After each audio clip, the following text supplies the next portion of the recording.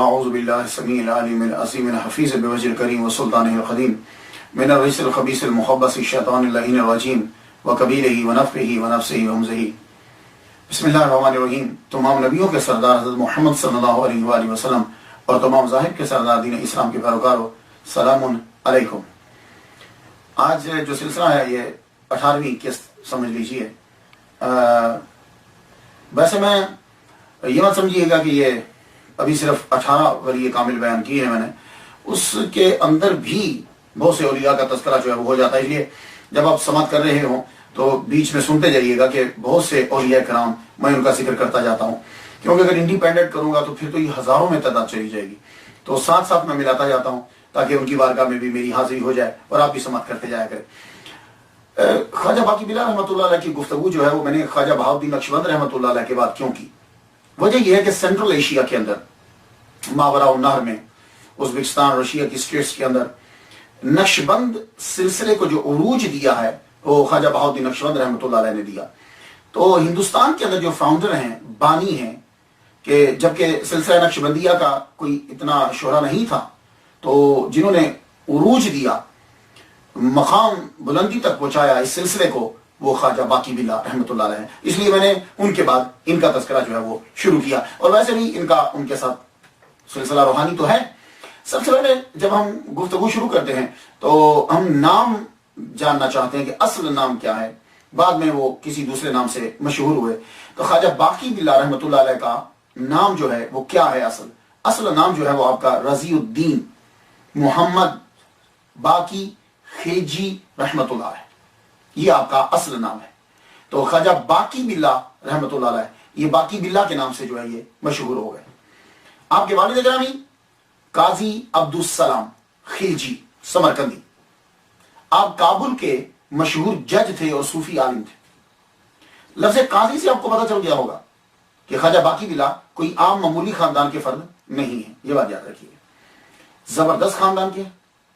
والد کرام chief justice ہیں، جج ہیں کابل کے، اور کابل افغانستان کا دارالحکومت ہے اب بھی، تب بھی بڑا مشہور ہوتا تھا کابل، تو وہاں کے آپ چیف جسٹس ہیں۔ خواجہ باقی بلا رحمۃ اللہ علیہ یہ پیدا بھی افغانستان کے، موجودہ افغانستان کے دارالحکومت کابل کے اندر ہوئے، 971 ہجری کے آخر میں پیدا ہوئے، اور وصال آپ کا 1012 ہجری میں ہے۔ تو اگر حساب لگایا جائے تو نتیجہ نکلتا ہے کہ ٹوٹل آپ نے 40 سال جو ہے وہ صرف زندگی گزاری۔ لگتا ہے کہ کوئی میسج تھا، کوئی آپ کے پاس امانت تھی، کوئی پیغام تھا جو صرف پہنچانا تھا، حاصل کرنا تھا، پہنچانا تھا اور چلے جانا تھا بڑی تیزی کے ساتھ۔ والدہ ماجدہ اور والد دونوں کا بڑا اثر ہوتا ہے بچے کے اوپر، یہ بات یاد رکھیے، دونوں کا بڑا اثر ہوتا ہے۔ اور جتنے یہ ولی کامل مشہور ہوئے نا، آپ جا کے پڑھ لیجئے گا ان کو، غریب نہیں تھے، زبردست خاندان تھا ان کا، اور خود بھی ٹھیک ٹھاک امیر تھے۔ وہ الگ بات ہے کہ دولت کو انہوں نے دل میں آنے نہیں دیا، لیکن مقام ان کا بڑا اعلیٰ ہوتا تھا۔ یا یہ ہے کہ اللہ تعالیٰ ان کو بادشاہ اور عمراء اور فضلاء ان کے مرید بنا دیا کرتا تھا، تو تبھی بہت مشہور، یہ پاپولر ہوتے تھے۔ کوئی خال کی کوئی ایک آدھ مثال ہوگی۔ تو خواجہ باقی بلا آپ یہ مت سمجھیے کہ معمولی خاندان یا غریب تھے، نہیں، ویسے رب تعالیٰ نے بادشاہی میں فقیری عطا فرمائی، اور یہ بڑی بات ہوتی، بادشاہی میں فقیری زبردست ہوتی۔ جیسے ہمارے محمد صلی اللہ علیہ وآلہ وسلم، آپ چاہیں تو آرڈر دیں تو باہر سونا بن جائے، لیکن چولہا نہیں جل رہا گھر میں 5 6 دن، تو اسے کہتے ہیں بادشاہی میں فقیری، کہ اختیار ہے لیکن پھر بھی رہنا سادہ حالت کے اندر رہنا۔ آپ کی جب والدہ ماجدہ کی طرف دیکھا جاتا ہے تو وہ سید خاندان سے تعلق رکھتی ہیں۔ یہ عبید اللہ احرار بہت بڑے بزرگ گزرے ہیں، یہ ان کے خاندان سے یہ تھی۔ اور یہ جو عبید اللہ احرار ہیں یہ بھی بہت بڑے بزرگ گزرے ہیں، 806 ہجری میں یہ تاشقند میں پیدا ہوئے۔ جب آپ پیدا ہوئے تو 40 روز تک آپ نے اپنی والدہ ماجدہ کا دودھ نہیں پیا پیدائش کے بعد۔ آپ جانتے کیوں؟ اس لیے کہ وہ جو ولادت کے 40 روز ہوتے ہیں، بچہ پیدا ہونے کے 40 دن بعد جو ہے وہ نماز عورت نہیں پڑھ سکتی۔ میری بات سمجھیں؟ تو نماز کے لیے طہارت ضروری ہوتی ہے، تو 40 دن تک وہ نماز نہیں پڑھ سکتی۔ تو جب تک نماز نہیں پڑھ سکتی تھی، اتنے بڑے بزرگ ہیں عبید اللہ احرار رحمۃ اللہ علیہ کہ آپ نے اتنے دن تک اپنی والدہ ماجدہ کا دودھ نہیں پیا۔ اللہ اکبر جل شان۔ اور جب والدہ ماجدہ نے غسل طہارت فرمایا، اس کے بعد جو ہے وہ والدہ ماجدہ کا دودھ پینا شروع کر دیا۔ عبید اللہ احرار جو ہیں آپ کے دادا حضرت شہاب الدین وقت کے قطب تھے۔ آخری وقت میں آپ نے اپنے پوتوں کو بلایا، اپنے پوتوں کو بلایا۔ عبید اللہ احرار کم سن تھے، جب یہ آئے تو آپ کھڑے ہو گئے، قریب بٹھا دیا۔ اللہ اکبر جل شان۔ اور فرمایا کہ مجھے حضور صلی اللہ علیہ وآلہ وسلم نے بشارت دی ہے کہ یہ پیر عالم ہوگا۔ آپ نے تعلیم حاصل کی، اس کے بعد آپ نے تجارت شروع کر دی۔ تعلیم جتنی اس دور کے اندر جو مروجہ تعلیم ہوتی تھی، جب تعلیم کا نام لیا جاتا ہے، آج کل تو فرق ہے نا کہ یہ جناب یہ سائنس کی تعلیم ہے، یہ ریاضی کی ہے، یہ تعلیم جو ہے یہ مولویوں کی ہے، فرق ہے۔ تب مدرسہ ہی ہوتا تھا، پڑھنے کے لیے لوگ جاتے تھے، اس کے اندر ساری چیزیں پڑھائی جاتی تھی۔ اب جیسا بچہ ہوتا تھا ویسا وہ علم حاصل کر لیتا تھا۔ تو اس لیے پرانے مسلمانوں کے خاص کر کے ممالک کے اندر تو جب وہ پڑھنے جاتے تھے تو اس کے اندر قرآن حدیث یہی ہمارا نصاب تھا، اور دوسرے علوم بھی اس کے ماتحت جو ہے وہ پڑھائے جاتے۔ تو عبید اللہ احرار جب تعلیم حاصل کر لیا آپ نے، اس کے بعد تجارت شروع کر دی۔ تجارت شروع کی تو کسی نے حضرت یعقوب چرخی رحمۃ اللہ علیہ کا بتایا، یہ ان کے پاس گئے، کسی نے ذکر شیئر کی۔ وہاں جب پہنچے انہوں نے یوں دیکھا تو قریب بلا لیا، قریب بلا کر خواجہ بہاؤالدین نقشبند رحمۃ اللہ علیہ کا تذکرہ شروع کر دیا۔ کن کے آگے؟ عبید اللہ احرار رحمۃ اللہ علیہ کے آگے۔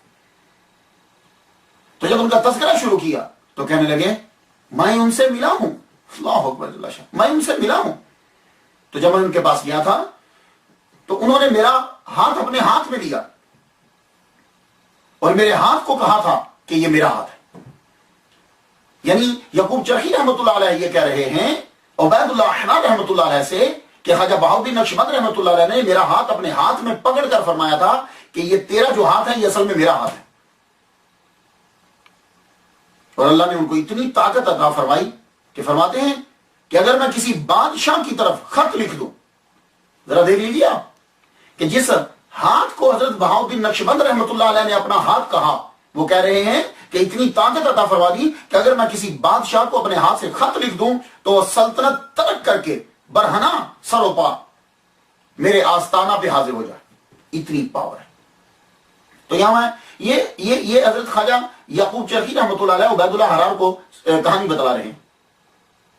لیکن یہاں میں ایک نقطہ عرض کر جاؤں کہ خواجہ بہاؤالدین نقشبند رحمۃ اللہ علیہ نے ان کے ہاتھ کو اپنا ہاتھ قرار دیا تو اس ہاتھ کے اندر اتنی پاور آ گئی کہ اگر وہ اپنے ہاتھ کے ساتھ خط لکھیں اور بادشاہ اس خط کو پڑھ لے تو وہ بادشاہی چھوڑ دے اور فقیروں کے دروازے پہ آ جائے، سر پہ بھی کچھ نہ ہو، تاج بھی اتار دے اور جوتے بھی اتار دے۔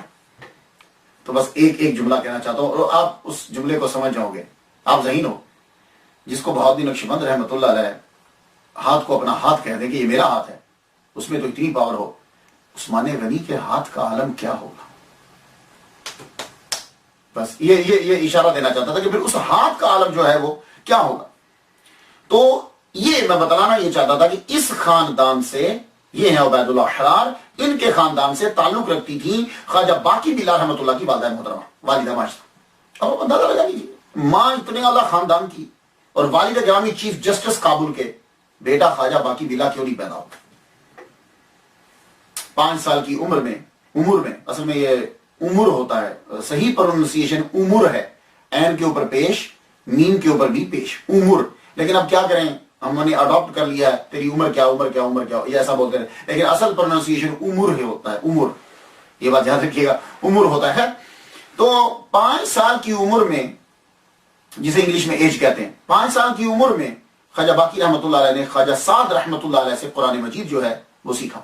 8 سال کی عمر میں خواجہ باقی بلا رحمۃ اللہ علیہ نے قرآن مجید حفظ کر لیا۔ اس کے بعد آپ مروجہ علوم، پھر وہی مدرسہ، تو ایک ہی تو تعلیم ہوگی، اب پڑھنے لگے قرآن اور حدیث۔ ملا صادق حلوائی رحمۃ اللہ علیہ سے، اب یہ حلوائی وہ مٹھائی والے جو بناتے ہیں انہیں حلوائی کہا جاتا ہے، تو ملا صادق حلوائی رحمۃ اللہ علیہ سے آپ نے دین جو ہے وہ سیکھا۔ تو اس کا مطلب یہ ہوا کہ دیکھیے، اگر آدمی دین سیکھ کر تصوف اپنا لیتا ہے تو پھر ذات پات کوئی شے نہیں ہے، وہ علم انسان کو بلندی پہ لے جاتا ہے. لیکن اگر علم سیکھنے کے بعد تصوف نہیں سیکھا اور آدمی کا ماحول اور ذات جو بھی ہے پیشہ جو تھوڑا سا کم ہے وہ بڑا تنگ کرتا ہے. یہ بات یاد رکھیے. تو اس لیے میں کہا کرتا ہوں جو بھی بچے جب بھی کبھی کسی یونیورسٹی میں یا مدرسے میں میرا لیکچر ہوتا ہے تو میں یہی بچوں سے کہتا ہوں کہ علم پڑھنے کے بعد تصوف ضرور سیکھو. تصوف جو ہے وہ تمہارے اندر خوبیاں پیدا کر دے گا. علم جو ہے یہ کہ حجاب ہے. العلم حجاب اکبر. علم خود بڑا حجاب. اس لیے تو آپ نے دیکھا نا مولویوں کو وہ بیچارہ ڈسٹرب ہو جاتا ہے مولوی کیوں اس کے پاس علم ہوتا ہے تصوف نہیں ہوتا. تصوف سنبھالا دیتا ہے.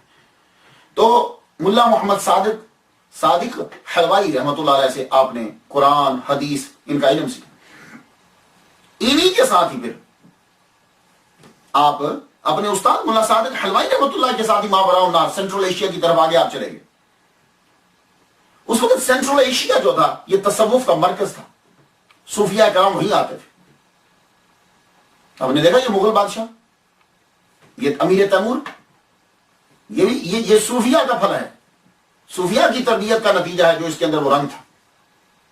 تو وہ مرکز تھا یہ صوفیاء کا. یہ بھی اپنے استاد کے ساتھ ساتھ وہاں جب پہنچے تو خواجہ باقی بلا رحمۃ اللہ علیہ کے اندر بچپن ہی سے کال سے زیادہ حال کی طرف طبیعت مائل ہوتی تھی. قرآن پڑھا حدیث پڑھی لیکن زیادہ تر ان کی طبیعت جو ہے وہ مائل ہوتی تھی تصوف کی طرف. تو جب وہاں پہنچے تصوف کے مرکز کے اندر تو سینکڑوں صوفیاء سے ملاقات ہوئی. ان کی صحبت اختیار کی مگر طلب بڑھتی جا رہی ہے. ایسا لگتا ہے جیسے تشنگی باقی ہے کچھ چیز چاہیے مجھے. ایک روز تصوف کی کتاب پڑھ رہے تھے خواجہ باقی بلا رحمۃ اللہ. کتاب پڑھتے پڑھتے ایک دم سے لائٹ نور کمرے کے اندر لائٹ ہو گئی. اس لائٹ کا کمرے میں آنا تھا کہ کیفیت عجیب ہو گئی. سب کچھ چھوڑ چھاڑ دیا. چھوڑ چھاڑ کر بدخشاں بلخ اس کے جنگلوں صحراؤں میں پھرنے لگے. جو کوئی مجذوب نظر آتا خواجہ باقی بلا اس مجذوب کے پیچھے بھاگنے لگ جاتا. اس کے پیچھے رہ زیادہ تر آپ نے زندگی مجذوبوں کے پیچھے گزاری. ابتدائی جو زندگی آپ کی مجذوب کے پیچھے بھاگتے. مجذوب جو ہے وہ آگے یہ پیچھے وہ کیچڑ میں گیا یہ بھی پیچھے کیچڑ میں. مجذوب کیچڑ میں یہ بھی کیچڑ میں. مجذوب جو ہے وہ بھاگ رہا ہے یہ بھی پیچھے جا رہے ہیں پیچھا نہیں چھوڑتے تھے. مجذوب ان مجذوبوں کے پیچھے چلتے چلتے لاہور پہنچ گئے. لاہور بہت پرانا شہر پاکستان کے لوگ اسے جانتے ہیں. لاہور جہاں دادا گنج بشری ہجویری رحمۃ اللہ علیہ کا مزار مبارک ہے. تو لاہور پہنچ گئے. لاہور میں ایک مجذوب تھے ان کے ساتھ جو ہے وہ چلتے رہتے ان کے پیچھے. اور وہ مجذوب آپ کو معلوم ہے کہ مجذوب جو ہوتا ہے وہ توجہ کم دیتا ہے. وہ توجہ نہیں دیتا. وہ اپنے حال میں گم رہتا ہے. اس کو دنیا کی خبر ہی نہیں ہوتی. یہ ان کے پیچھے 1 سال گزر گیا. سردی ہے سردی کی فکر نہیں. گرمی ہے گرمی کی فکر نہیں. اور خواجہ باقی بلا اس مجذوب کے پیچھے لاہور کے اندر. وہ بڑا مجذوب کو جب کبھی دھیان ہوتا تو بھگاتے چلو چلے جاؤ یہاں سے بھاگ جاؤ. لیکن آپ پھر بھی ان کے پیچھے. ایک دن مجذوب کو رحم آ گیا. مجذوب کو رحم آیا. شفقت کی پاس بلایا اور بٹھایا. کہنے لگے سنو بیٹا میرے پیچھے مت رہو. میرے پاس تمہارا فیض نہیں ہے. جاؤ تم واپس چلے جاؤ. جب انہوں نے یہ کہا تو سچوں کی جو بات ہوتی ہے نا وہ دل میں لگ جاتی ہے. اس کے لیے دلائل کی ضرورت نہیں ہوتی. سچا جب کوئی بات کرتا ہے تو سیدھی دل میں چلی جاتی ہے. آپ وہاں سے اٹھے. جب واپس جانے لگے تو کسی نے مشورہ دیا. کہنے لگے یار رضی الدین تم کیوں جا رہے ہو واپس؟ یہ اکبر بادشاہ ہے اس کی فوج میں شامل ہو جاؤ تنخواہ ملے گی ٹھاٹ بار سے لائف گزارنا.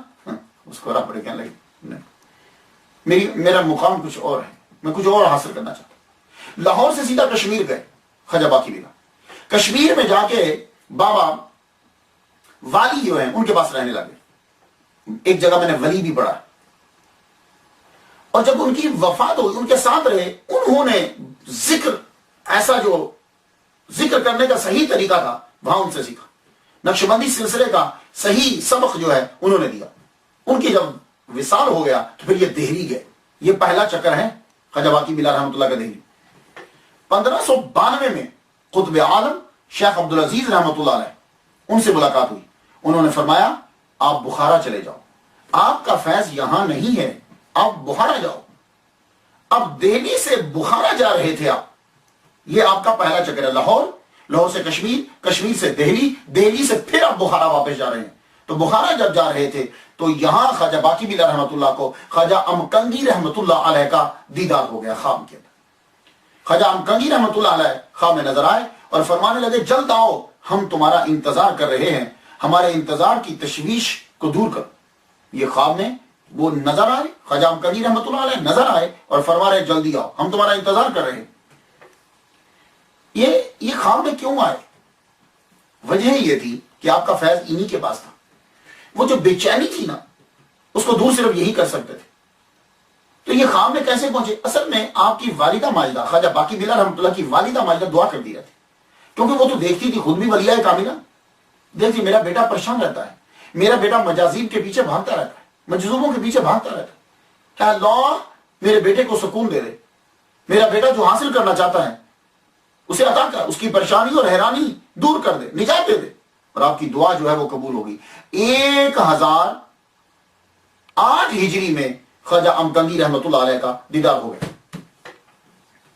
اب آپ پہنچے، خود ذکر کرتے ہیں خواجہ باقی بلا رحمت اللہ فرماتے ہیں کہ بابا والی لہرامہ سے فیض حاصل کرنے کے بعد دروازے کھلتے گئے. یعنی کشمیر جب میں گیا تھا، کشمیر کے بعد دروازے پھر کھلتے گئے، اس بابا کے بعد دروازے کھلتے گئے. ان کی برکت سے ہی خواجہ امکنگی رحمت اللہ تک میں پہنچا. اور خواجہ امکنگی رحمت اللہ علیہ یہ اپنے والد خواجہ درویش رحمت اللہ علیہ کے مرید، اور وہ خواجہ خضر علیہ السلام کے نائب، ان کے مرید. خضر علیہ السلام کا نام تو سنا، یعنی ان سے فیض حاصل کیا ڈائریکٹ، ان کے مرید اور نائب ہیں. اب یہ خواجہ امکنگی رحمت اللہ علیہ نے بادشاہی میں فقیری کی ہے. یہ کوئی معمولی بزرگ نہیں ہے، یہ بات یاد رکھنا. ہم لوگ سمجھتے ہیں کہ یہ غریب لوگ ہوتے تھے نا، اصل میں وہ تاریخ جو ہے نہ تو ہم جانے کی کوشش کرتے ہیں اور نہ ہی ہمیں بتلایا جاتا ہے. یہ زبردست اپنے وقت کے صحیح ججر بندے تھے. آج تک جو ان کا نام زندہ ہے، اس دور میں یہ کتنے مشہور ہوں گے، ورنہ وقت جو ہے وہ چھوٹے موٹے ناموں کو ویسے ہی مٹا دیتا ہے. خواجہ امکنگی رحمت اللہ علیہ اللہ اکبر بادشاہی میں فقیری. وہ کس طرح؟ عبداللہ خان والی توران وہ ایک دن خواب میں دیکھتا ہے کہ محمد صلی اللہ علیہ وآلہ وسلم جلوہ فرما ہے، جیسے بادشاہوں کا خیمہ لگتا ہے. تو باہر ان کے ایک بزرگ کھڑے ہیں، ہاتھ میں عصا لیے ہوئے. وہ بزرگ کیا کرتے ہیں کہ جو آدمی باہر سے آتا ہے اس کا میسیج اندر لے کر جاتے ہیں حضور صلی اللہ علیہ وسلم کے پاس، اور حضور صلی اللہ علیہ وسلم جو جواب دیتے ہیں وہ لے کر آگے باہر بتاتے ہیں. عبداللہ خان والی توران نے دیکھا کہ وہ بزرگ اندر گئے اور واپسی میں تلوار لا کے انہوں نے عبداللہ خان کو دی. عبداللہ خان اور کہا کہ حضور صلی اللہ علیہ وآلہ وسلم نے یہ تلوار تم کو عطا کی ہے. اب عبداللہ خان کے سامنے وہ نقشہ جو ہے وہ چہرہ جو دیکھا تھا خواب میں وہ آیا. صبح اٹھ کے لوگوں سے پوچھتا ہے، رات میں نے خواب دیکھا ہے کہ محمد صلی اللہ علیہ وآلہ وسلم نے مجھے تلوار عطا فرمائی ہے، اور تلوار ایک بابا کے ذریعے سے دی ہے، وہ بابا کی شکل ایسی ایسی ہے. تو لوگوں نے جب سنا تو جنہوں نے خواجہ امکنگی رحمت اللہ علیہ کی زیارت کی ہوئی تھی انہوں نے بتایا تو خواجہ امکنگی رحمت اللہ علیہ ہیں. اچھا، اب والی توران وہ عبید اللہ خان خود چل کر دروازے پہ گیا، جب چہرہ مبارک دیکھا تو واقعی وہی تھے محمد صلی اللہ علیہ وسلم کے دروازے پہ جو کھڑے ہوئے. مرید ہو گیا. اب والی ہے، حکمران ہے، حاکم ہے، لیکن دن میں 2 مرتبہ آپ کے دروازے پہ حاضری دیتا. یہ ہے خواجہ امکنگی رحمت اللہ. ان کے مرید ہوئے خواجہ باقی بلا رحمت اللہ. میں ذرا اب اگر میں نام لے کے آگے چلا جاؤں تو آپ کہیں گے پتہ نہیں خواجہ کون تھے، لیکن اب آپ کے ذہن میں بیٹھا کہ خواجہ باقی بلا جن کے مرید ہیں وہ خود بڑے پائے کے ولی کامل اور بڑے بزرگ ہیں. تو خواجہ امکنگی رحمت اللہ علیہ کے پاس جب یہ پہنچے، صرف 3 دن خواجہ باقی بلا رحمت اللہ کو رکھا، اور 3 دن کے بعد فرمایا کہ اللہ کی عنایت اور اس سلسلہ نقش بندیہ کی اکابر کی روحانیت کی برکت سے تمہاری تربیت مکمل ہو گئی. 3 دن رکھنے کے بعد فرمایا کہ جاؤ، سب کچھ اسی وقت عطا فرما دیا. کہنے لگے جاؤ ہندوستان چلے جاؤ، ہندوستان جاؤ، وہاں پہ سلسلہ عالیہ تم سے خوب پھیلے گا. اور فرمایا ہندوستان میں ایک شہباز تمہارے ہاتھ لگے گا. یہ پہلے سے بتلا دی. تو خواجہ باقی بلا رحمت اللہ علیہ کے پاس بس ایک میسیج، ایک پیغام ہے جو آپ نے پہنچانا ہے. وہ جتنا کچھ آپ نے حاصل کیا، پیر نے ڈیوٹی لگا دی کہ شہباز تمہارے ہاتھ لگے گا، جاؤ اب چلے جاؤ. تو ہندوستان کے اندر سلسلہ نقشبندیہ کو پھیلانے کے لیے اب خواجہ باقی بلا رحمۃ اللہ علیہ تشریف لائے. اب یہ دوسری بار ہے آپ کی، اب لاہور تشریف لا رہے ہیں پیر کے کہنے پر. 1 سال لاہور میں قیام کیا. لاہور کتنا زبردست عظیم شہر ہے. میرا تو بچپن وہاں گزرا ہے. جامع نعیمیہ پیدائش ہے، پڑھنا سارا کچھ میرا جامع نعیمیہ لاہور ہی سے ہے. لاہور اتنا بڑا شہر ہے کہ کئی ولیوں کے قدم جو ہیں وہ اس شہر میں لگے. داتا گنج بشری جویری رحمۃ اللہ علیہ کے صدقے سے، ان سے پہلے بھی بعد میں بھی. 1 سال تک خواجہ باقی بلا رحمۃ اللہ علیہ نے لاہور میں قیام کیا. شہرت، عمرا، فضلاء، علماء ہر ایک آپ کے در پہ آتا ہے. سب لوگ آتے ہیں، سعادت حاصل کرتے ہیں. لیکن آپ دیکھتے رہتے ہیں، دیکھتے رہتے ہیں. وہ گوہر نہیں مل رہا کہ جس کی تلاش ہے، وہ گوہر نہیں مل رہا جس کی تلاش ہے. لیکن لاہور میں ہر ایک آدمی آپ کا دیوانہ ہے. وہ کیا کسی نے کہا چھ بادہ ایست، کیا نشاش جہاں مست است، زمانہ مست، زمین مست، آسماں مست است. ہر ایک آدمی دیوانہ آپ کا. لیکن آپ کسی کی طرف جھک نہیں رہے، تو آپ ایک گوہر کی تلاش. 1 سال کے بعد لاہور چھوڑ دی. لاہور چھوڑ کر آپ دہلی تشریف لے گئے. 3 سال کا عرصہ جو ہے وہ آپ نے گزارا ہے. عوام کیا، خواص کیا، سب مشہور ہو گئے. دہلی میں جا کے بھی پھر مشہور ہو گئے. آپ کے دربار میں ہر آدمی حاضری دیتا، حتیٰ کہ استاذ المحدثین جنہوں نے حدیث پہنچائی ہندوستان کے اندر، شاہ عبد الحق محدث دہلوی رحمۃ اللہ علیہ بھی آپ کے دربار میں حاضر ہوتے تھے. خواجہ باقی بلا رحمۃ اللہ علیہ کے در پہ حاضری دیتے تھے. اور ایک مرتبہ آپ نے فرمایا خواجہ باقی بلا رحمۃ اللہ علیہ کے بارے میں کہ یہ اللہ کا بھید اور اس کا نور ہے. اللہ اکبر. یہ جملہ ہی کافی ہے. اللہ کا بھید، خدا کا نور ہے. دہلی میں آپ رکے. اب دہلی میں آپ کے معمولات کیا تھے؟ یہ دیکھیے، یہ جو چیزیں ہوتی ہیں ان کے اندر سے آپ نے اخذ کرنا ہوتا ہے. یہ سٹوری بتلانے، کہانی بتلانے کا اور معمولات اور یہ چیزیں، اس میں سے آپ نے خود اخذ کرنا ہے. اب یہ نہیں ہے کہ میں باپ باندھتا رہوں اور چیزیں، آپ خود اخذ کیجیے. اب ان کے معمولات دہلی میں کیا ہیں، کس طرح زندگی گزار رہے. پہنچے آپ نے 2 شادیاں کی تھی. خواجہ باقی بلا رحمۃ اللہ کی 2 شادیاں اور 2 ہی بیٹے اللہ نے عطا کیے. آپ بہت کم لوگوں سے ملتے. کیوں؟ اس لیے کہ آپ نے جس کو فیض دینا ہے بس اسی کا انتظار ہے آپ کو. وہ ہے مجدد الفسانی، مجدد الفسانی رحمۃ اللہ علیہ. بس انہی کی تلاش ہے. بس مسجد میں آتے، مغرب سے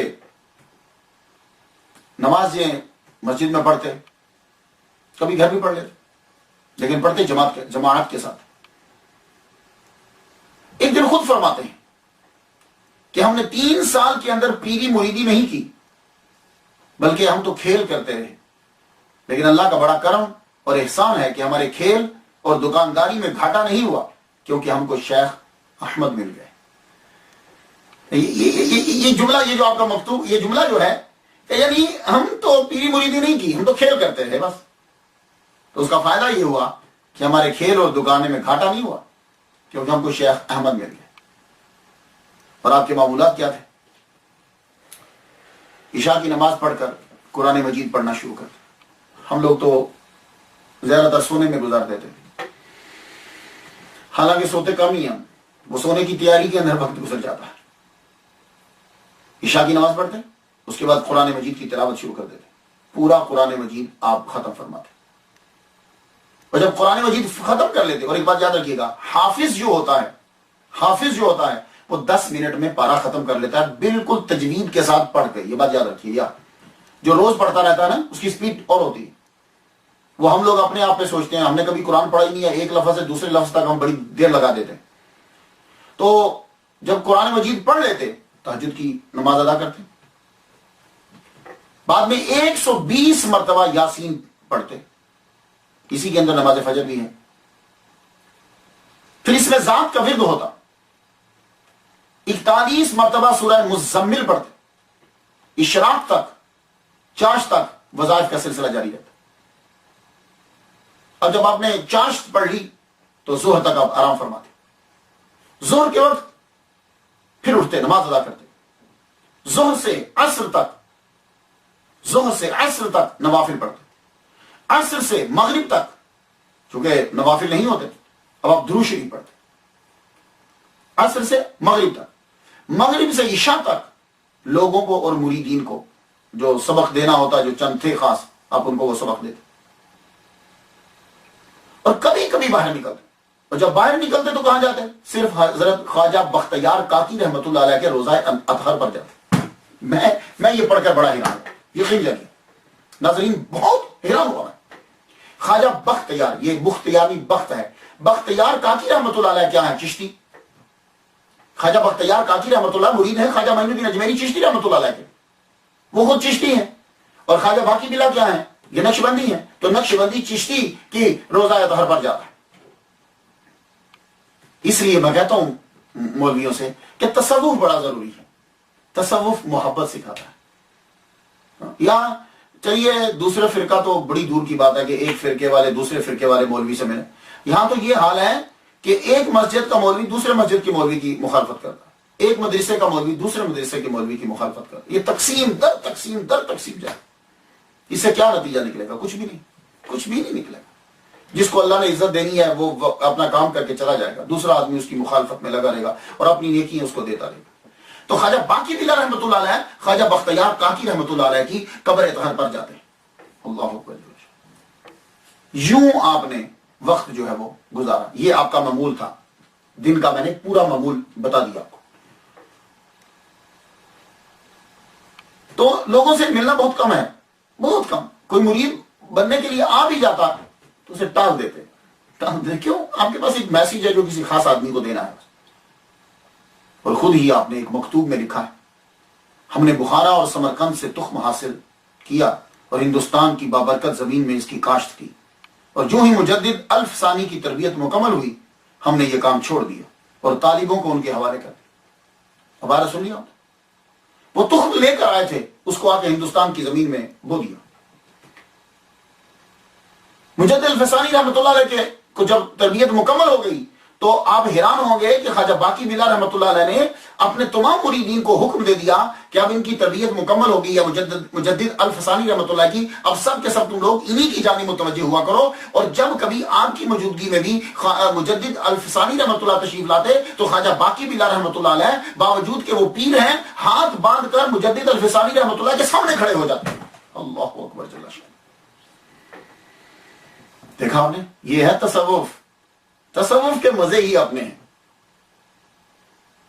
تصوف کے مزے۔ صوفیہ انہیں صوفیہ کہتے ہیں کہ جب دیکھا کہ رب تعالیٰ نے مرید کو درجہ عطا کر دیا تو پیر ہاتھ بند کے سامنے کھڑا ہوا۔ اب خواجہ باقی بلا رحمۃ اللہ علیہ مسلکن حنفی تھے،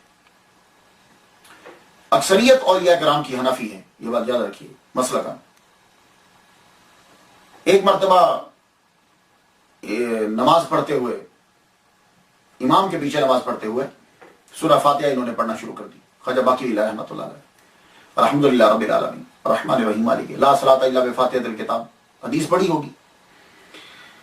جب آپ نے پھر کسی وقت گفتگو کروں گا اس کے اوپر، تو جب ان کے پیچھے امام کے پیچھے فاتحہ پڑھنی شروع کر دی تو رات کو حضرت امام اعظم ابو حنیفہ نعمان بن ثابت رحمۃ اللہ علیہ کا دیدار ہو گیا۔ اللہ اکبر، آپ کا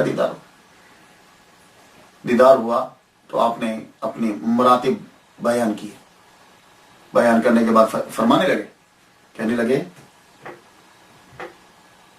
شیخ بہت سے بڑے چھوٹے اولیاء جو ہیں وہ میرے مقلد ہیں، میرے فتویٰ پر عمل کرتے ہیں، لہذا اس کا ترک کرنا ہی مناسب ہے۔ یہ جب کہا تو پھر آپ نے وہ چیز چھوڑ دی۔ اب آپ مسلکن حنفی۔ ایک بات یاد رکھیے گا کہ تصوف میں جب آپ لوگ جانا چاہیں، یہ ہمارا سلسلہ جو ہے یہ اس لیے شروع کیا اور ماشاءاللہ اللہ تعالیٰ نے لوگ جو ہے وہ زیادہ سے زیادہ سنتے جا رہے ہیں، آپ بھی اسے آگے پہنچائیے۔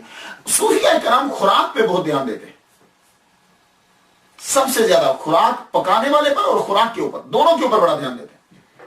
کیا ہم لوگ اس بات پہ دھیان دیتے ہیں؟ نہیں نا، نہیں دیتے۔ پکانے والے پہ دھیان نہیں دیتے ہم، کیا چیز پکی ہے اس پہ دھیان نہیں دیتے، لیکن اولیاء کرام کو میں نے دیکھا ہے کہ وہ کھانا پکانے والے پر بھی دھیان دیتے ہیں اور کھانے پر بھی دھیان دیتے ہیں۔ یہ سلسلہ نقشبندیہ کے اکابر کے اندر میں نے خاص طور پر یہ چیز دیکھی۔ اولیاء کرام کیوں دیتے؟ اس لیے کہ کھانے کا اثر عبادت کے اوپر ہوتا ہے، کردار پر پڑتا ہے۔ اور خواجہ باقی بلا رحمۃ اللہ کا کھانا پکانے والا وہ باوضو ہوتا تھا اور باشرہ اور باوضو، کبھی بھی اس نے بے وضو کھانا نہیں پکایا۔ آپ فرماتے تھے کہ جو کھانا بغیر احتیاط کے پکایا جاتا ہے اس کھانے سے ایک خاص قسم کا بخار اٹھتا ہے، بخار اٹھتا ہے جو فیض کے رستے بند کر دیتا ہے۔ خواتین و حضرات جتنے بھی لوگ سماعت کر رہے ہو، یہ چیزیں ہیں جو ہمیں ان بزرگوں سے ملتی ہیں، یقین جانیے اور کسی سے ہمیں نہیں ملیں گی، یہ صرف اور صرف اولیاء کرام سے ملیں گی۔ کیا جملہ کہا انہوں نے کہ جو آدمی بے وضو کھانا پکائے گا، جو آدمی بغیر احتیاط کے کھانا پکائے گا تو وہ ایک خاص قسم کا بخار اٹھتا ہے جو فیض کے رستے بند کر دیتا ہے۔ اب آپ مجھے بتا دیجئے کہ جب آدمی بغیر احتیاط کے کھانا پکائے تو فیض کے رستے بند ہو جاتے ہیں، تو جب کھانا پکا رہا ہو کوئی غیر مسلم، جب کھانا پک رہا ہو تو گانے بج رہے ہوں، جب کھانا پک رہا ہو تو گالی گلوچ ہو رہی ہو، تو پھر اس وقت اس کھانے کو کھانے کے بعد کیا حال ہوگا؟ تبھی تو نمازیں نہیں پڑھی جاتی۔ یہ خاص بات ہے خواجہ باقی بلا رحمۃ اللہ علیہ کی سیرت کے اندر، اور میں سمجھتا ہوں کہ یہ ہمارے لیے بڑا زبردست سبق ہے سننے والوں کے لیے کہ ہمیں اپنے کھانا پکانے والے پر بھی دھیان دینا اور کھانے کے اوپر بھی دھیان دینا۔ اور اللہ تعالیٰ کا قرب تبھی حاصل ہوتا ہے جب اس کی مخلوق سے پیار کیا جائے۔ دل صرف انسان کے اندر ہی نہیں ہے، دل جانوروں میں بھی ہوتا ہے۔ خواجہ باقی بلا رحمۃ اللہ علیہ ایک دفعہ سخت سردی ہے، آپ اپنے وظائف بستر میں بیٹھ کے کر رہے، بستر میں بیٹھ کے کر رہے، بستر سے اٹھ کر گئے کہ اب میں نماز ذرا پڑھ لوں، نوافل پڑھ لوں۔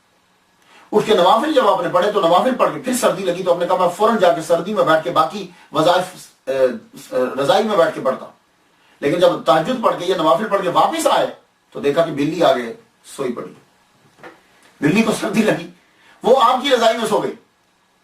آپ نے باقی سارے وظائف سردی میں کھڑے ہو کے مکمل کیے، بلی کو نہیں جگایا۔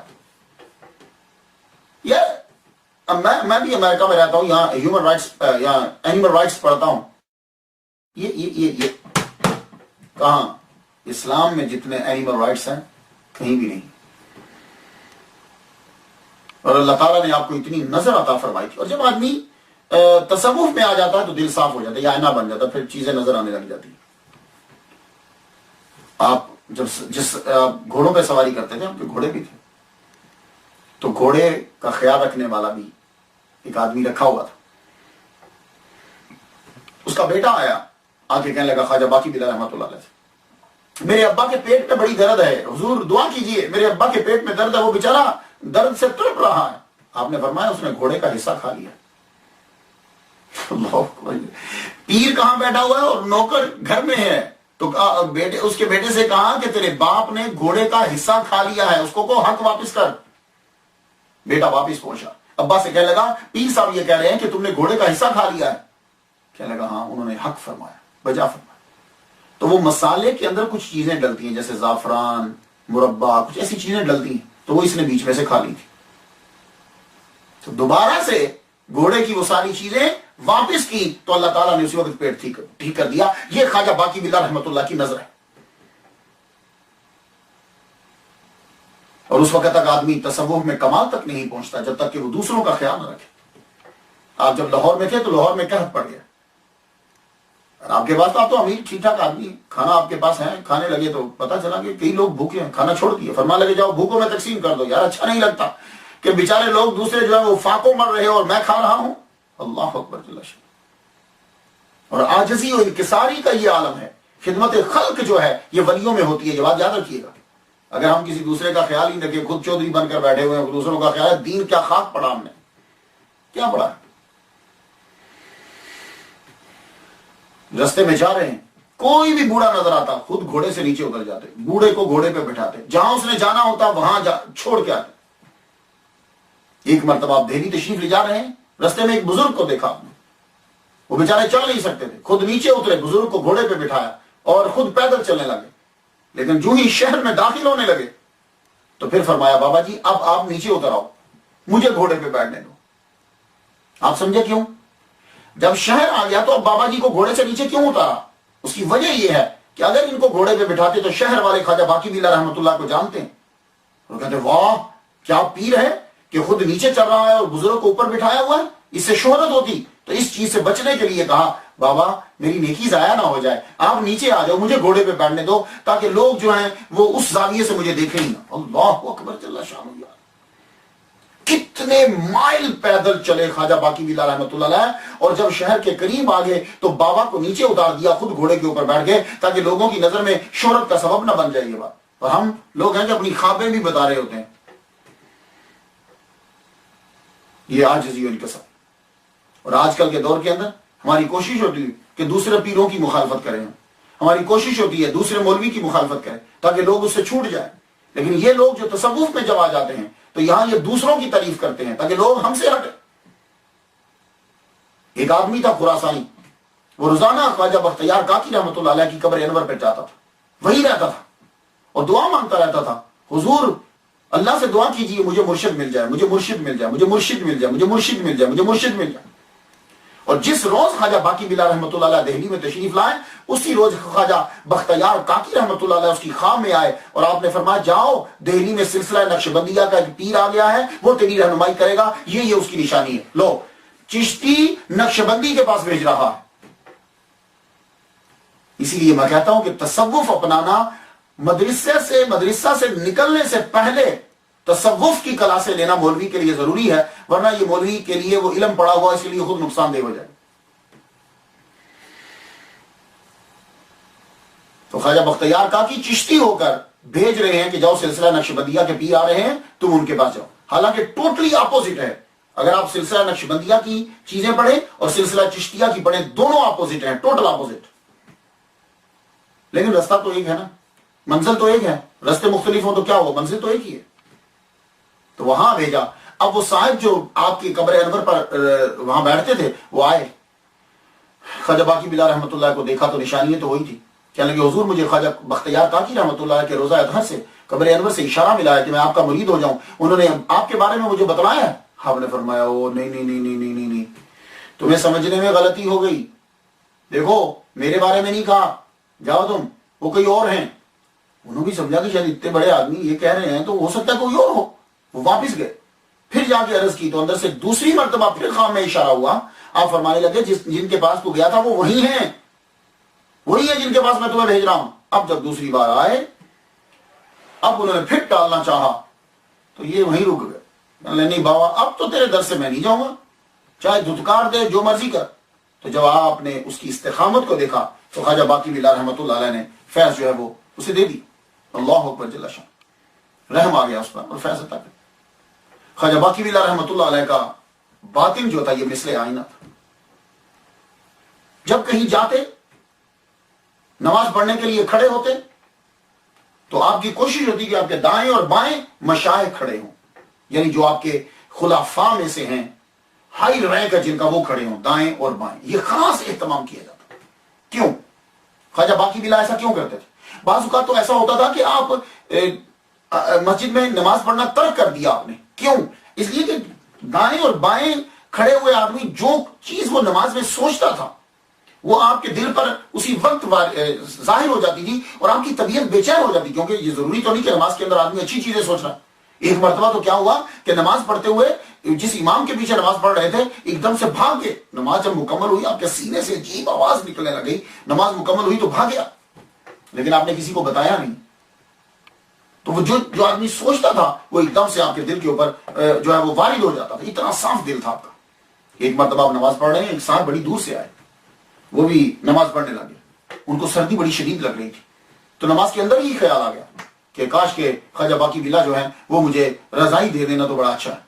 آپ نے نماز پڑھی اور نماز سلام جب آپ نے پھیرا تو سلام پھیرنے کے بعد خواجہ باقی باللہ رحمۃ اللہ علیہ کہنے لگے اس کو جلدی سے لحاف لا کے دے دو، رضائی لا کے دو، لحاف دو، سردی لگ رہی اسے۔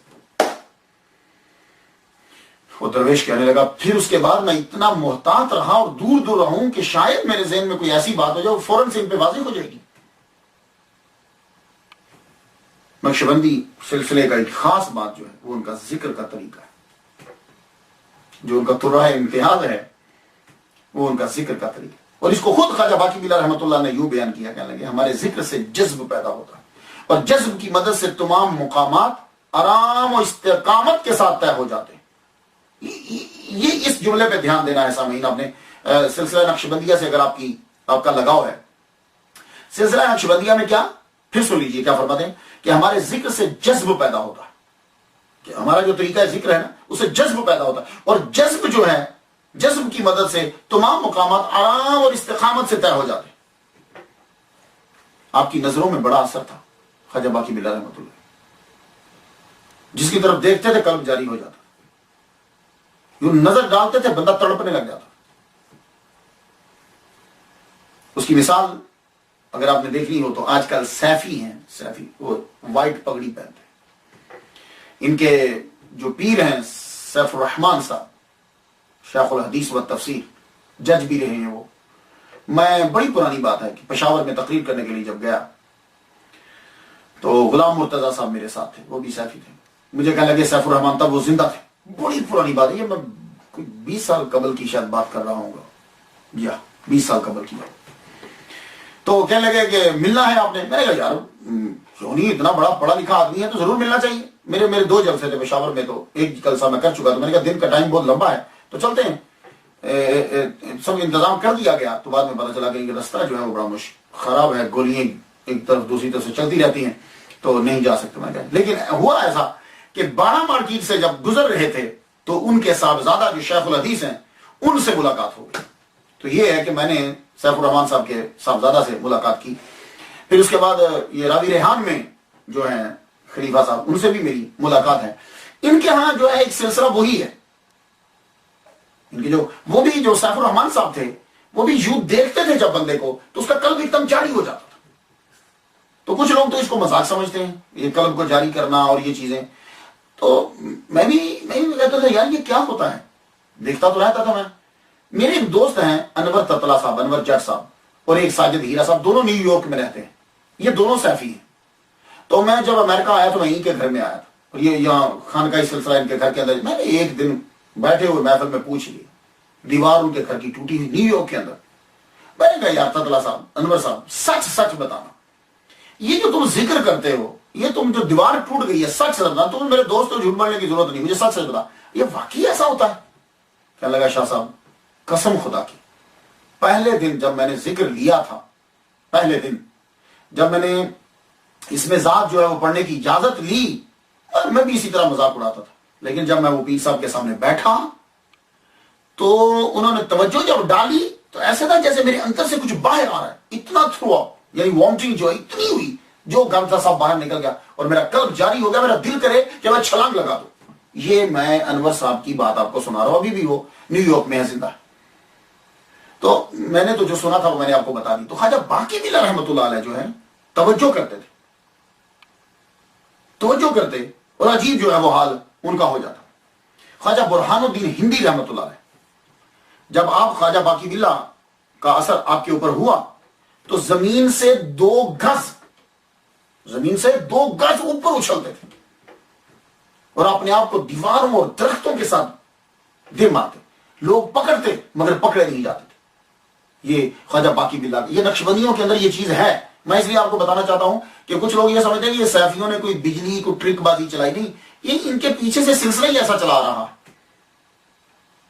تو پھر سن لیجیے، خواجہ برہان الدین ہندی 2 گز زمین کے اوپر اچھلتے جب خواجہ باقی بلّہ رحمۃ اللہ نے اثر ڈالا، 2 گز، اور خود کو درختوں اور دیواروں کے ساتھ مارتے تھے، لوگ پکڑتے اور پکڑے نہیں جاتے تھے۔ اللہ اکبر جل شانہ۔ تو ایک سبق جو ہے وہ آپ کا خواجہ باقی بلّہ رحمۃ اللہ کا، اکثر آپ نے دیکھا ہوگا کشف قبور جو ہے، یہ لوگ اس قبر کے اندر یہ بندہ ہے، اس قبر میں یہ ہو رہا ہے، یا قبر والے کی وہ بات بتا دیتے ہیں کہ قبر والا یہ کہہ رہا ہے، یہ اندر دیکھ کر باہر والے کو بتا دیتے ہیں۔ تو کشف قبور کے بارے میں خواجہ باقی بلّہ رحمۃ اللہ علیہ فرماتے ہیں کہ اصل میں وہ ساری گفتگو کا خلاصہ آپ کو بتا دوں، اصل میں ان کے کہنے کا مطلب یہ ہے کہ تم لوگ اپنے آپ کو اللہ کے ساتھ حاضر کیوں نہیں کرتے؟ تم ادھر قرب حاصل کرو، ادھر نیچے کیا کر رہے ہو تم؟ بعض اوقات جو ہے یہ جو سوریہ کشف ہوتا ہے اس میں لغزش بھی ہو جاتی ہے، تو اس کے ساتھ اپنا تعلق مضبوط کرو تاکہ ہر چیز جو ہے وہ قطعی طور پر تم پر واضح ہو جائے۔ خواجہ باقی بلّہ جو ہے، یہ اگر ان کی گفتگو کے اندر فنا اور بقا کا تذکرہ نہ ہو تو یہ باقی بلّہ کی سمجھ نہیں آ سکتی۔ اور اگر فنا بقا سمجھ گئے تو باقی بھی اللہ کی سمجھ آ جائے گی. اور ان کی تذکرے کے اندر اس باقی یہ فنا اور بقا کا ذکر کرنا بہت ضروری ہے. یہ فنا اور بقا دو اصطلاحات ہیں تصوف کی. مزید پڑھنا چاہیں تو آپ مولانا عبدالرحمن جامی رسالہ کشیریہ کو بھی پڑھ لیجیے, مولانا عبدالرحمن جامی رحمۃ اللہ کو پڑھ لیجیے.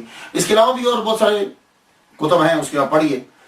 فنا اور بقا یہ دو جو ہیں اصطلاحات ہیں. ویسے عام لفظ فنا ہو گیا جی, یہ آپ نے سنا فنا ہو گیا, مطلب کیا ہے؟ تباہ ہو گیا. مطلب کیا ہے؟ اس کا وجود ختم ہو گیا. تو ایک عام معنی یہ فنا کا کہ ختم ہو گیا. بقا کیا ہے؟ باقی ہے. وہ جی وہ ابھی تک باقی ہے, یعنی اس کا وجود ہے, ظاہر ہے, بقا ہے. یہ عام لفظ ہے. لیکن تصوف میں فنا ہونے میں وجود تو رہتا ہے, احساس نہیں رہتا. ایک تو فنا ہے کہ جی مکان فنا ہو گیا, چیز فنا ہو گئی, یعنی ختم ہو گئی, وجود ہی ختم ہو جاتا. لیکن جب تصوف میں کہیں گے فنا تو وجود تو رہتا ہے, احساس نہیں رہتا. بس اسی کا احساس رہتا ہے جس کا وجود نہیں ہے, جو واجب الوجود ہے. حتیٰ کہ ارد گرد کے جتنے وجود ہیں وہ بھی وہ محسوس نہیں کرتا. جب صوفی فنا کے منازل طے کر رہا ہوتا ہے نا, تو سب سے پہلے کون سی چیزیں جو ہیں وہ جن کے وجود کا احساس ختم ہوتا ہے؟ نباتات, جمادات, حیوانات. اس کا وجود, ان کے وجود کا احساس ختم ہو جاتا ہے. یہ نہیں ہے کہ یہ چیزیں ہوتی نہیں ہیں, یہ چیزیں ہوتی ہیں لیکن ان کا احساس ختم ہو جاتا ہے. اس کے بعد پھر عناصر کا احساس ختم ہو جاتا ہے, آگ, پانی, ہوا, مٹی, اس کا احساس ختم ہو جاتا ہے. پھر کیا ہوتا ہے؟ تیسرا منزل جو ہے وہ صوفی کی فنا کا منازل جب طے کرا, تیسرے منزل پر یہ حال ہو جاتا ہے کہ پھر سارا عالم ہی غائب ہو جاتا ہے. پھر وہ جو سب سے بڑا غیب ہے بس وہی رہ جاتا ہے, باقی ہر شے غائب ہو جاتی ہے. یعنی ہر شے کا احساس جو ہے اسے کہتے ہیں فنا. تو فنا کا مطلب یہ نہیں ہے کہ ساری دنیا تباہ ہو جاتی ہے, نہیں, یعنی کہ اس کو احساس نہیں رہتا. اس کی مثال دے دوں, اس کی مثال قرآن مجید کے اندر ہے. جب عورتوں نے حضرت یوسف علیہ السلام کے حسن کو دیکھا تھا تو انگلیاں کٹ گئی, احساس ہی نہ رہا, نہ چھری کا اور نہ ہی انگلی کے کٹنے کا. وہ قطان ایدیہم ہونا. اور عورت جو ہے وہ بڑی کمزور ہوتی ہے, اس کو ذرا کانٹا چبھ جائے نا تو یہ مرد کی بنسبت تکلیف کا احساس اسے زیادہ ہوتا ہے. لیکن اللہ تعالیٰ کا ایک معجزہ سامنے آیا تو اس کو احساس ہی ختم ہو گیا. تو بس یہی چیز ہے فنا. اگر سمجھ آ گئی ہے تو ٹھیک ہے, نہیں تو پھر کبھی آ جائے گی. تو فنا یہ ہے کہ وجود تو چیزوں کا رہتا ہے, احساس ختم ہو جاتا ہے صوفی کو. صوفی کو احساس نہیں رہتا. اس کی ایک اور مثال, حضور صلی اللہ علیہ وسلم کا دروازہ کھٹکھٹایا گیا. کون؟ عائشہ. کون عائشہ؟ ابو بکر صدیق کی بیٹی. کون ابو بکر صدیق؟ یہ کیا ہے کہ چیزوں کا وجود ہے لیکن اس گھڑی اس مقام پر ہے کہ احساس جو ہے وہ ختم ہو جاتا ہے. اسے کہتے ہیں فنا. اور صوفی جب فنا کے اعلیٰ مقام پر ہوتا ہے تو اسے کائنات میں کسی مخلوق کا احساس نہیں پھر ہوتا. فنا میں ایک اور چیز ہے, ایک بات اور, فنا کا ایک اور, کہ جو فنا کے منازل صوفی طے کر رہا ہے نا, وہ ساری برائیوں کو فنا کر دیتا ہے. جتنی حسی ہیں, عقلی ہیں, ظاہری ہیں, باطنی ہیں, جتنی قسم کی برائی ہیں نا وہ اس کو فنا کر دے گا, یعنی ختم کر دے گا. پھر وہ بقا ہو جاتی ہے اچھائیوں کے ساتھ. تو فنا کے بعد مقام ہے بقا کا. تو بقا جو ہے یہ فنا سے اعلیٰ مقام رکھتا ہے. یہ میں اصطلاحات کی تشریح کر رہا ہوں, سمجھ میں آ جائے تو فابیا, لیکن میں نے سمجھا کہ باقی بلا کی سمجھ تبھی آئے گی جب یہ فنا اور بقا کی سمجھ آ جائے گی. فنا کا معنی, تو فنا سے افضل ہے بقا. فنا چھوڑنا ہے, فنا کا معنی چھوڑ دینا, اور بقا کا معنی کہ جس کے لیے چھوڑا ہے اس کا قرب حاصل ہو جائے, اسے کہتے ہیں بقا. فنا کے بعد بقا ہے. جب صوفی جہالت اس سے فنا ہو جائے گی تو پھر بقا ہوگی اس کی علم کے ساتھ. یہ ایک مثال دیتا کہ صوفی ہے, جہالت فنا کر دی اس نے, تو پھر اب وہ باقی کس کے ساتھ رہے گا؟ علم کے ساتھ. جب جہالت نہیں ہے تو باقی کس کے ساتھ رہے گا؟ علم کے ساتھ. جب ظلمت ختم ہو گئی تو اب باقی کس کے ساتھ رہے گا؟ نور کے ساتھ. جب خواہشات فنا ہو گئی تو اب وہ باقی کس کے ساتھ رہے گا؟ رضا, اللہ کی رضا کے ساتھ. تو جب وہ سب فنا کر دیتا ہے سب کچھ, پھر وہ باقی باللہ ہو جاتا ہے. اب آپ سمجھیں, تو فنا اور بقا, تو بقا افضل ہے فنا سے. آپ کا ایک خاص نقطہ اور ہے خواجہ باقی باللہ رحمۃ اللہ کا، ولایت اور ولایت. تو نقشبندیوں کے اندر ولایت جو ہے اس پہ زور دیا جاتا ہے، ولایت پہ زور نہیں دیا جاتا. یہ اکثر نا یہ ولایت ولایت ولایت، کوئی بادشاہ ہے کوئی شاہ. نقشبندیوں کے اندر ولایت پہ غور کیا جاتا ہے اور توجہ دی جاتی ہے، ولایت پہ نہیں. ولایت کیا ہے؟ ولایت جو ہے نقشبندیوں کے کی ٹرمینالوجی کے اندر ولایت اس قرب کو کہتے ہیں جو بندہ کو اللہ کے ساتھ ہے، اسے کہتے ہیں ولایت. اور ولایت کسے کہتے ہیں؟ اس کمال کو کہتے ہیں کہ جس کی وجہ سے وہ بندوں میں مشہور ہوتا ہے، اسے ولایت کہتے ہیں. تو خواجہ باقی باللہ رحمۃ اللہ علیہ فرماتے ہیں کہ نقشبندیہ کے مشائخ ہمیشہ ولایت کو پسند کرتے ہیں، یعنی قرب خدا بندی کو. وہ بھاگتے ہیں دور کرامتوں سے. خواجہ باقی باللہ رحمۃ اللہ علیہ نے توحید پر خالص توجہ دی. ولی صوفی بن نہیں سکتا، ولی بن نہیں سکتا جب تک اس کے اندر توحید نہیں ہوگی. اور خالص توحید صوفیوں کے اندر ہوتی ہے، خالص توحید ہوتی ہے. یہی وجہ ہے وہ کسی دوسرے صوفی کی مخالفت نہیں کرتے، کیونکہ ان کا اللہ پہ بھروسہ ہوتا ہے. آپ نے فرمایا خواجہ باقی باللہ رحمۃ اللہ علیہ توحید کا علم سیکھنا بہت ضروری ہے. یہ بات یاد رکھیے، توحید کا علم سیکھنا بہت ضروری ہے. اور توحید ہے کیا؟ کہتے ہیں ہر فعل میں اور ہر قدرت میں خود کو اللہ کے سامنے بے بس سمجھنا. ہر فعل میں اور ہر قدرت میں یہ سمجھنا کہ میں اللہ کے سامنے بالکل بے بس ہوں، اس کا نام توحید ہے. فعال لما یرید، اللہ جو چاہتا ہے وہ کرتا ہے. اب جو دنیا میں آیا ہے اس کا میسج تھا، خواجہ باقی باللہ رحمۃ اللہ کا ایک مشن تھا. وہ فیض آپ نے حضرت مجدد الفسانی رحمۃ اللہ کو دے دی. جس طرح خود لیا تھا اسی طرح ان کو دے دی. 3 دن پاس ٹھہرایا، 3 دن ٹھہرانے کے بعد فیض دے دی. اور پھر سارے مریدوں کو کہہ دیا کہ اب تم ان سے جب بھی آئیں میری اب تمہیں ضرورت نہیں ہے. 40 سال آپ کی عمر ہو گئی، عمر مبارک 40 سال ہو. 40 جب ہوئی تو ایک دن اپنی زوجہ محترمہ سے یہ کہنے لگے مجھے لگتا ہے کہ میرا وقت آ گیا. جس کی بھی وفات کی خبر سنتے تو کہتے ہیں اچھا ہوا چھوٹ گیا. کہ کوئی یہ کہہ رہا ہے کہ جس غرض سے تم کو یہاں ہندوستان میں لائے تھے وہ پوری ہو. یہ آپ اپنی زوجہ کو بتلائیں. پھر وہی ہوا، عالم استغراق میں آپ چلے گئے. لوگوں نے یہ سمجھا کہ دنیا سے رخصت ہو گئے، لیکن پھر آپ کچھ گھنٹوں کے بعد واپس آئے تو مسکرا رہے تھے. تو فرمانے لگے مرنا ایسا ہے تو موت بڑی نعمت ہے بھائی، اور ایسے حال سے نکلنے کو دل ہی نہیں چاہتا. یقیناً آپ نے اس عالم استغراق کے اندر آپ نے انعامات کو، جنت کو، سبھی چیزوں کو دیکھ لیا ہوگا. 25 جمادی الثانی 1025 ہجری کو اللہ اللہ اللہ کہتے ہوئے جان خیرات کرتی. جاؤ لے جاؤ. آپ کا مزار مبارک بیرون شہر دہلی بجانب اجمیری دروازہ قرب قدم رسول صلی اللہ علیہ وسلم. یہ قدم رسول کیا ہے؟ فیروز شاہ تغلق کے دور میں مخدوم جہانیہ جہاں گشت شاہ جلال الدین بخاری رحمۃ اللہ علیہ مصر سے حضور صلی اللہ علیہ وآلہ وسلم کے قدم مبارک کا نشان لے کر آئے تھے. اس کو جب لے کر آئے تو یہاں لا کے رکھ دیا اور اس کے ارد گرد عظیم الشان عمارت بنا دی. اب جو حضور صلی اللہ علیہ وآلہ وسلم کا قدم مبارک کا نشان وہاں آیا تو جو بڑے بڑے آدمی جو مرتے تھے وہ اپنی قبر اس کے قریب بناتے تھے کہ تاکہ ہم پہ بھی رحمت نازل ہو. تو ایک دن خواجہ باقی باللہ رحمۃ اللہ علیہ اس جگہ پہ گئے تو وہاں بیٹھ کر آپ نے جہاں آپ کی قبر ہے وہاں نفل ادا کیے. 2 نفل پڑھنے کے بعد جب اٹھے تو آپ کے دامن کے ساتھ مٹی لگ گئی. کہنے لگے او لگتا ہے یہاں کی مٹی دامن گیر ہو گئی ہے، یہی قبر بنے گی. اور آج کل اس جگہ کو کوٹلہ فیروز شاہ کے نام سے یاد کرتے. اب اگر آپ جائیں وہاں جا کے دیکھ لیجیے گا. آپ تو مزار کی حالت جو ہے وہ ذرا اتنی کوئی شاندار نہیں ہے، لیکن جب یہ مزار بنا تھا تو آپ کے خلیفہ حسام الدین رحمۃ اللہ علیہ نے، بہت امیر آدمی تھے یہ بھی، انہوں نے آپ کا مزار مبارک اتنا خوبصورت شاندار بنایا، ارد گرد درخت لگوائے، آبشانے بنے. آدمی جب جاتا تھا ایک عجیب منظر ہوتا تھا.